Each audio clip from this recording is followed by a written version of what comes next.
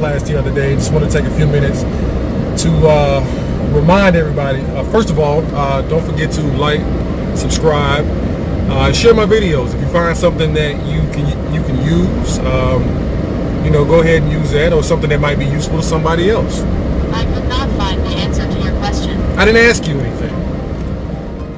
Even if you find part of what I say useful and want to throw the rest away, that's fine. At least you learned something, or you got a little something out of it. Back in 2011, I was watching a video online of a little girl who could speak 11 languages. 11 languages. She couldn't have been more than 6 years old. Could speak 11 languages. Now I have a hard enough time as it is speaking English on my own. I'm from Atlanta. We like to drop the vowels and everything, everything. You know what I'm talking about? But I have to enunciate. I have to purposely enunciate my words so that way people understand. So I have a hard enough time as it is. A little further down, I saw another child, roughly about the same age, that could play the violin as though they were in the orchestra or a symphony. I was impressed, if not a little jealous. For those out there who have children, or those who are watching who may have children, or those who might even have children, you might be able to find use in this. At the time, my daughter was 2, and I said to myself, why is it that my child couldn't learn something extraordinary? There is absolutely no reason my child could not learn something extraordinary at a young age.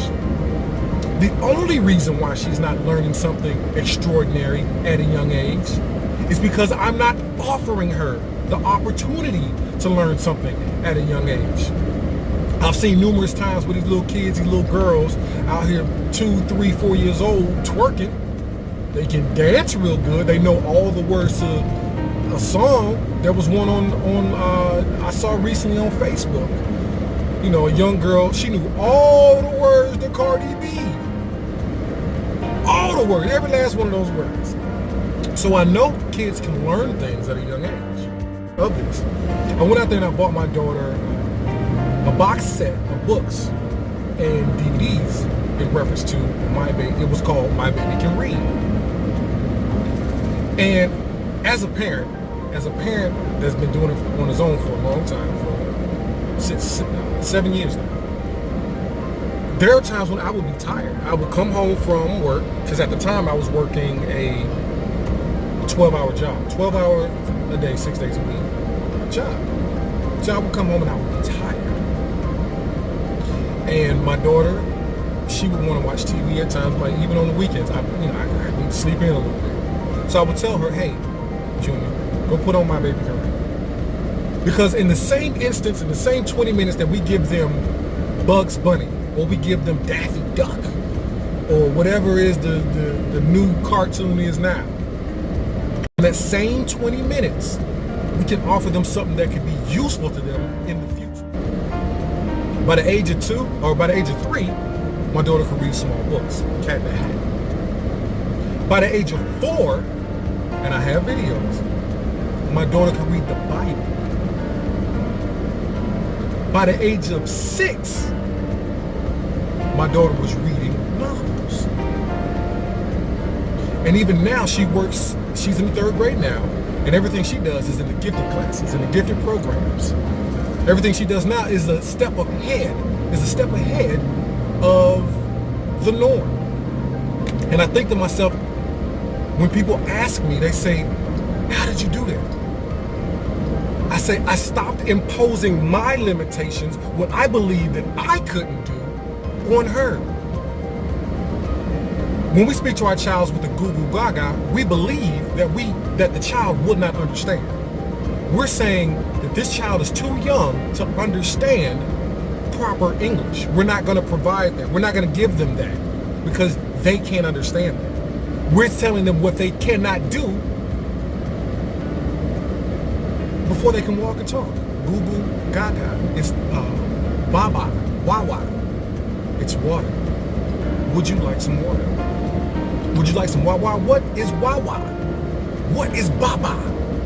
We're telling them right then and there that they don't have the mental aptitude to learn something useful that they're actually going to need later on in life.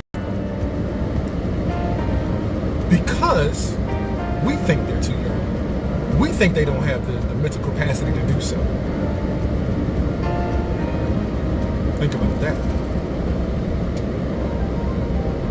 So what I want you to take from this is, and this actually goes for even adults.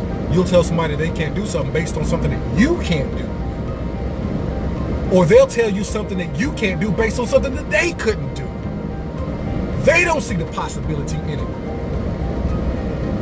There was a time when people didn't think it was possible to run a mile in 4 minutes until somebody did it. Now, hundreds of thousands of people have done it since then. So don't allow someone else's limitations to define who you are. That's their limitations. They don't have the strength to do it. They don't have the mental aptitude to do it. They're not strong enough to do it, but you are.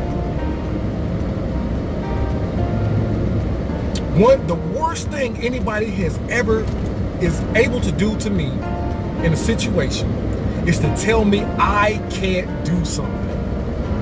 Because you know what I do? Watch what I do. Watch what I do. Now that you said that, watch what I do. So I just wanted to take that, and I wanted you to take that, a little bit of that energy, a little bit of that spirit, and next time somebody tells you that you can't do something, you remind them that their limitations are not your reality. Their limitations are not your reality. Stay focused, stay founded. Remember, like, share, subscribe. Y'all can hit me on Instagram at +Carry. Y'all have a great one.